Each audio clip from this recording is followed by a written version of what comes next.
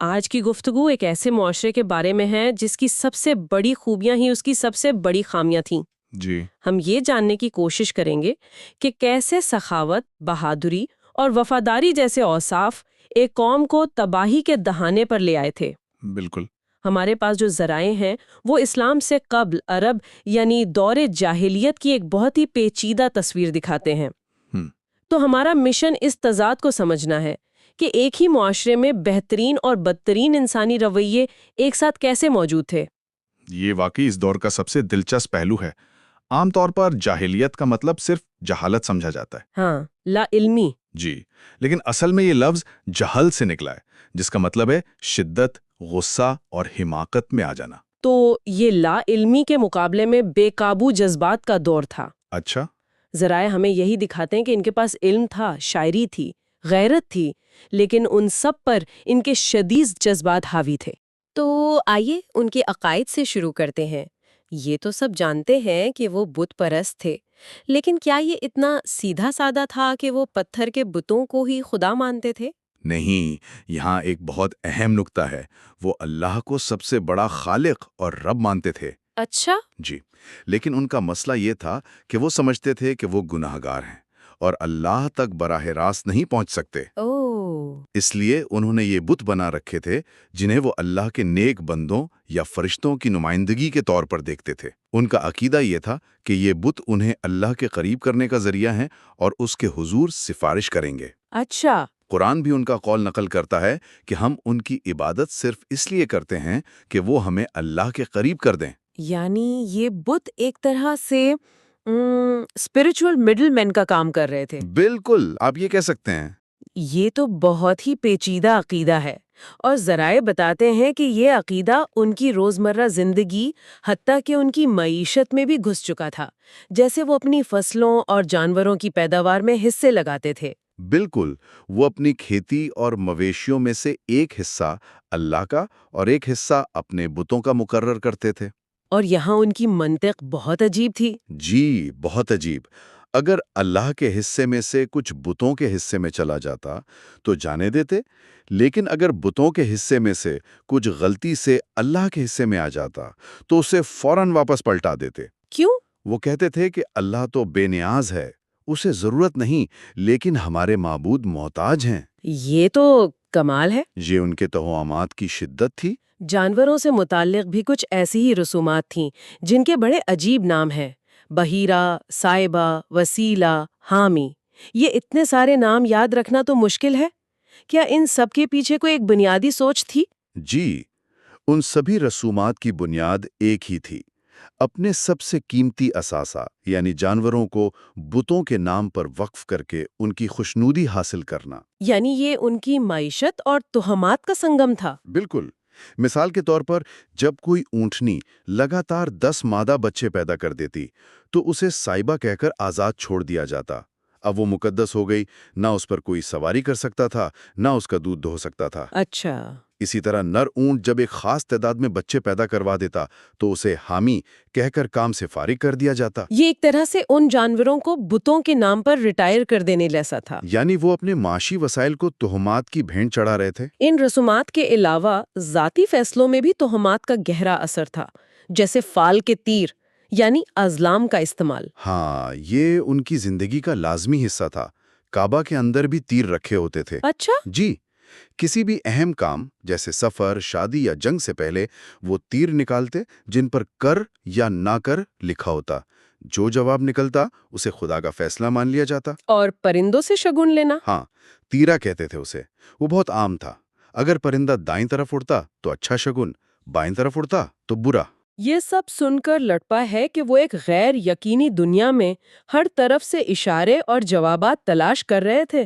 بالکل۔ اور سب سے طاقتور عقیدہ شاید انتقام سے جڑا ہوا تھا۔ ذرائع میں ذکر ہے کہ مقتول کی روح الو بن جاتی ہے۔ جی، یہ ایک بہت گہرا عقیدہ تھا۔ وہ سمجھتے تھے کہ اگر قتل کا بدلہ نہ لیا جائے تو مقتول کی روح الو یا حاما بن کر قبر پر چکر لگاتی ہے اور پکارتی ہے، اسکونی اسکونی، مجھے پلاؤ، مجھے پلاؤ۔ جی، اور یہ پیاس صرف قاتل کے خون سے بجھ سکتی تھی۔ مطلب انتقام انصاف سے زیادہ اہم تھا۔ بہت زیادہ، اور یہی عقیدہ قبائلی جنگوں کو ہوا دیتا تھا۔ یہاں ایک اور بڑا تضاد سامنے آتا ہے۔ ایک طرف یہ تہمات اور دوسری طرف قریش خود کو دین ابراہیمی کا وارث کہتے تھے۔ جی، اور خانہ کعبہ کا محافظ بھی، لیکن انہوں نے اس دین میں بھی اپنی برتری قائم کرنے کے لیے تبدیلیاں کر لی تھیں۔ کیسے؟ قریش نے خود کو ہمس کا لقب دیا تھا، جس کا مطلب ہے دین میں سخت یا بہادر۔ اسی غرور میں انہوں نے حج کے ارکان ہی بدل ڈالے۔ اچھا۔ باقی تمام عرب حج کے لیے حدود حرم سے باہر عرفات کے میدان تک جاتے تھے، جو حج کا رکن اعظم ہے، لیکن قریش کہتے تھے کہ ہم اہل حرم ہیں، ہم حرم کی حدود سے باہر نہیں جائیں گے۔ تو وہ کہاں رکتے تھے؟ وہ مزدلفہ تک جا کر ہی واپس آ جاتے۔ یعنی خود کو دوسروں سے برتر سمجھنے کے لیے مذہب کا استعمال۔ اور ذرائع میں طواف کے حوالے سے بھی ایک بہت ہی عجیب رسم کا ذکر ہے۔ جی، کہ باہر سے آنے والوں کو قریش سے کپڑے خریدنے یا مانگنے پڑتے تھے۔ اور اگر کپڑے نہ ملتے؟ تو اگر کوئی غریب حاجی کپڑا نہ خرید پاتا تو مرد کو مکمل برہنہ ہو کر طواف کرنا پڑتا، کیا؟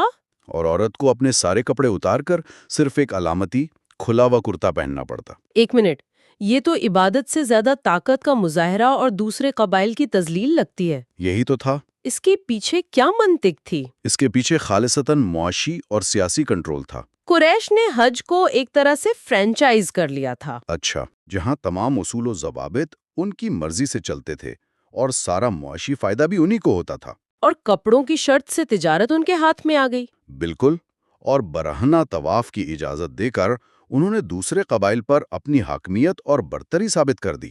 تو اس معاشرے میں انسانی رشتوں کی کیا حیثیت تھی؟ خاص طور پر شادی بیاہ اور خاندان کا نظام کیسا تھا؟ سنا ہے کہ اس دور میں کئی طرح کے نکاح رائج تھے۔ جی، اور یہیں سے ہمیں ان کے سماجی ڈھانچے کی پیچیدگی کا اندازہ ہوتا ہے۔ حضرت عائشہ سے مروی ایک روایت میں 4 قسم کے نکاحوں کا ذکر ہے۔ اچھا۔ پہلا تو وہی عام نکاح ہے جو آج بھی ہوتا ہے، جس میں مرد عورت کے ولی سے رشتہ مانگتا، مہر دیتا اور شادی کر لیتا۔ ٹھیک ہے، یہ تو سمجھ میں آتا ہے، لیکن باقی 3 قسمیں بہت عجیب ہیں۔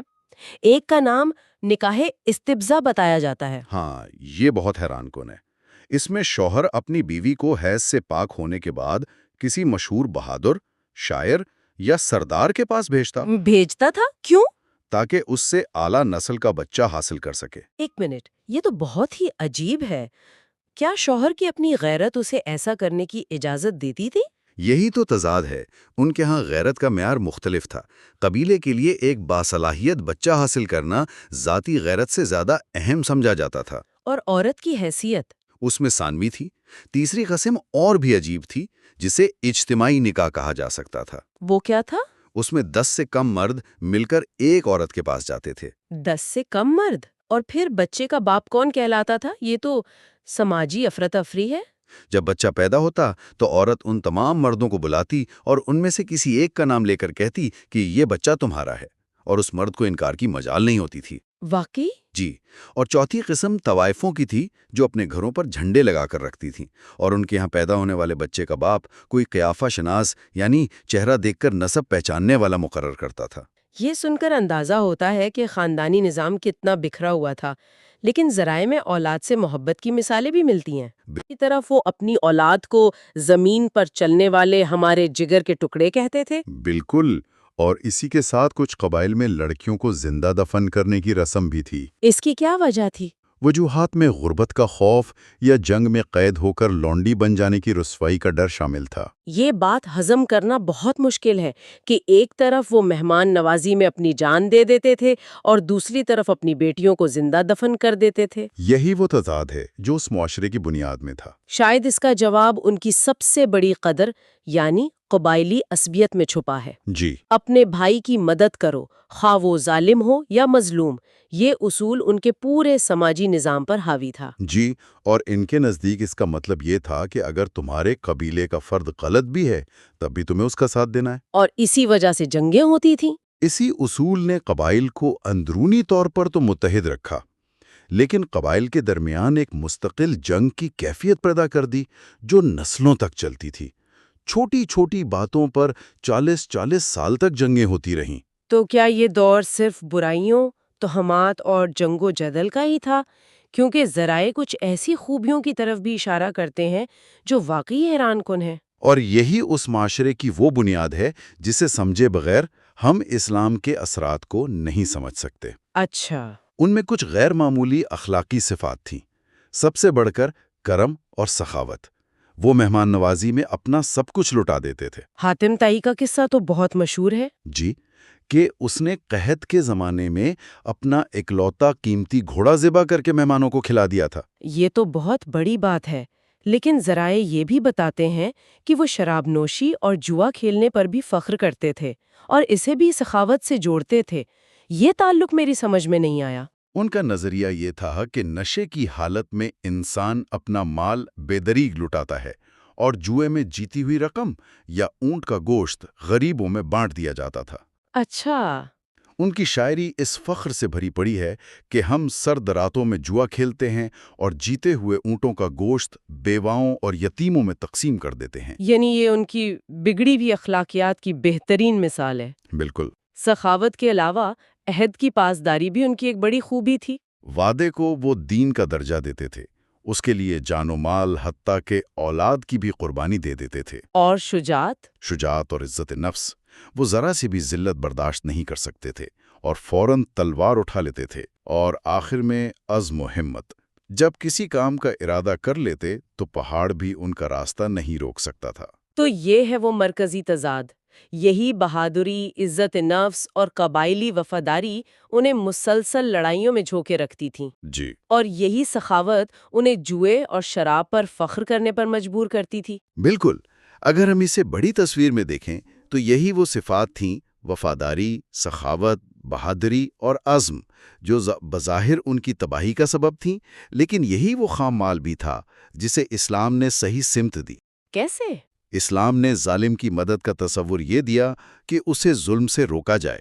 اس طرح عصبیت کا رخ تعمیری مقاصد کی طرف موڑ دیا۔ اس نے سخاوت کو جوئے سے نہیں، اللہ کی رضا سے جوڑا۔ صحیح۔ یوں وہی قوم جو بکھری ہوئی تھی ایک مضبوط معاشرے کی بنیاد بن گئی۔ تو یہ وہ معاشرہ تھا، تضادات، طاقت اور توہمات سے بھرا ہوا۔ اب سوال یہ ہے کہ اس پس منظر میں وہ خاندان کیسا تھا جس میں ایک نئی دعوت کا آغاز ہونا تھا؟ یعنی پیغمبر اسلام صلی اللہ علیہ وسلم کے آبا و اجداد۔ جی، ذرائع ہمیں ہاشم اور عبد المطلب کی طرف لے جاتے ہیں۔ ہاشم ایک بڑی شخصیت تھے۔ وہ پہلے شخص تھے جنہوں نے قریش کے لیے سال میں 2 تجارتی سفر منظم کیے۔ گرمیوں اور سردیوں کے؟ جی، گرمیوں میں شام اور سردیوں میں یمن کے، اور مکہ میں حاجیوں کے لیے شوربے میں روٹی بھگو کر کھلانے کا اہتمام کیا، جسے سرید کہتے ہیں۔ اسی روٹی توڑنے کی وجہ سے انہیں ہاشم یعنی توڑنے والا کہا جانے لگا۔ اور ان کے بعد ان کے بیٹے عبد المطلب نے اس وراثت کو آگے بڑھایا۔ ان کے دور میں 2 بہت بڑے واقعات پیش آئے۔ جی، جنہوں نے تاریخ کا رخ موڑ دیا۔ پہلا واقعہ زمزم کے کنویں کی دوبارہ دریافت تھی۔ وہ تو دفن ہو چکا تھا، ہے نا؟ جی، صدیوں پہلے عبد المطلب کو خواب میں بار بار اس کی جگہ بتائی گئی اور کھدائی کا حکم دیا گیا۔ جب انہوں نے کھدائی کی تو نہ صرف پانی نکلا بلکہ وہ خزانہ بھی برآمد ہوا جو قبیلہ جرہم نے دفن کیا تھا۔ اس واقعے نے تو ان کی سرداری پکی کر دی ہوگی، ہمیشہ کے لیے۔ اور دوسرا واقعہ تو بہت ہی مشہور ہے، اصحاب فیل کا واقعہ۔ یہ تو جیسے آنے والے نبی کے لیے ایک خدائی اعلان تھا۔ بلا شبہ، یمن کے عیسائی گورنر ابراہا نے کعبہ کی مرکزیت سے حسد کرتے ہوئے صنعا میں ایک عالیشان گرجا گھر بنایا۔ اور وہ چاہتا تھا کہ لوگ وہاں حج کریں۔ جی، جب وہ ناکام ہوا تو اس نے کعبہ کو ڈھانے کے لیے ہاتھیوں کی ایک بڑی فوج کے ساتھ مکہ پر حملہ کیا۔ اس حملے کے وقت قریش کا رد عمل کیا تھا؟ عبد المطلب قریش کے سردار تھے۔ وہ ابراہا کے پاس گیا اور صرف اپنے اونٹوں کی واپسی کا مطالبہ کیا جو لشکر نے پکڑ لیے تھے۔ صرف اونٹوں کا؟ کعبہ کا نہیں؟ ابراہا نے بھی یہی پوچھا۔ اس نے حیرت سے کہا کہ میں تمہارا کعبہ گرانے آیا ہوں اور تمہیں اپنے اونٹوں کی پڑی ہے؟ تو عبد المطلب نے کیا جواب دیا؟ انہوں نے وہ تاریخی جواب دیا، میں اونٹوں کا مالک ہوں اس لیے انہیں مانگنے آیا ہوں۔ اس گھر کا بھی ایک مالک ہے، وہ خود اس کی حفاظت کرے گا۔ اور پھر وہی ہوا جسے ایک معجزہ ہی کہا جا سکتا ہے۔ جی، جب لشکر نے کعبہ کی طرف بڑھنے کی کوشش کی تو ابراہا کا مرکزی ہاتھی محمود زمین پر بیٹھ گیا۔ اچھا؟ اور کسی صورت آگے نہ بڑھا۔ اسی وقت سمندر کی طرف سے ابابیل جیسے پرندوں کے جھنڈ آئے جن کی چونچ اور پنجوں میں چھوٹی چھوٹی کنکریاں تھیں۔ اور انہوں نے وہ کنکریاں لشکر پر برسا دیں۔ جی، اور پورا لشکر کھائے ہوئے بھوسے کی طرح تباہ ہو گیا۔ یہ واقعہ نبی اکرم صلی اللہ علیہ وسلم کی پیدائش سے صرف 50 یا 55 دن پہلے پیش آیا۔ اس نے تو پوری دنیا میں کعبے کی عظمت کا سکہ بٹھا دیا ہوگا۔ بالکل، اور یہ ثابت کر دیا کہ یہ گھر کسی خاص خدائی حفاظت میں ہے۔ اور آخر میں پیغمبر کے والد حضرت عبداللہ کا قصہ بھی اسی دور سے جڑا ہے، جن کی قربانی کی منت مانی گئی تھی۔ جی، عبد المطلب نے منت مانی تھی کہ اگر اللہ نے انہیں 10 بیٹے دیے تو وہ ایک بیٹے کو کعبہ کے پاس قربان کریں گے۔ جب ان کے 10 بیٹے ہو گئے تو قرآن نکالا گیا، جو ان کے سب سے پیارے بیٹے عبداللہ کے نام نکلا۔ یہ تو ایک باپ کے لیے بہت بڑی آزمائش ہوگی۔ بہت بڑی، لیکن وہ عہد کے پکے تھے اور اب عبداللہ کو قربان کرنے کے لیے تیار ہو گئے، لیکن قریش کے سرداروں نے انہیں روکا۔ تو پھر کیا ہوا؟ ایک کاہنہ کے مشورے پر یہ طے ہوا کہ ایک طرف عبداللہ اور دوسری طرف 10 اونٹوں کے نام کا قرعہ ڈالا جائے۔ اگر قرعہ عبداللہ کے نام نکلے تو 10 اونٹ مزید بڑھا دیے جائیں۔ اور یہ عمل دہرایا جاتا رہا؟ جی، ہر بار قرعہ عبداللہ کے نام ہی نکلتا رہا۔ آخرکار جب اونٹوں کی تعداد 100 ہو گئی تب قرعہ اونٹوں کے نام نکلا۔ پھر ان 100 اونٹوں کو قربان کیا گیا۔ جی، اور حضرت عبداللہ کی جان بچی، اور اس کے کچھ ہی عرصے بعد آپ صلی اللہ علیہ وسلم کی پیدائش سے پہلے ہی ان کا انتقال ہو گیا۔ تو خلاصہ یہ ہے کہ اسلام سے پہلے کا عرب تضادات سے بھری ایک دنیا تھی، جہاں بت پرستی اور توہمات کے اندھیروں کے ساتھ دین ابراہیمی کی ٹمٹماتی روشنی بھی تھی۔ صرف ایک جاہل معاشرہ نہیں تھا، بلکہ ایک پیچیدہ اور متحرک دنیا تھی، جس کے اپنے اصول اور اقدار تھے، چاہے وہ ہمیں آج کتنے ہی متضاد کیوں نہ لگیں۔ اور اسی پس منظر میں ایک ایسے پیغام کی آمد ہوئی جس نے اس معاشرے کی خامیوں کو جڑ سے اکھاڑا اور اس کی خوبیوں کو ایسی جلا بخشی کہ اس نے دنیا کی تاریخ بدل دی۔ ذرائع سے یہ بات بالکل واضح ہو کر سامنے آتی ہے کہ عربوں کی سب سے بڑی طاقت، جیسے ان کی شدید قبائلی وفاداری اور غیرت، ہی ان کی سب سے بڑی کمزوری بھی تھی۔ جی، اور ان کی تباہ کن جنگوں کا سبب بھی۔ یہ ایک بہت گہرا سوال پیدا کرتا ہے۔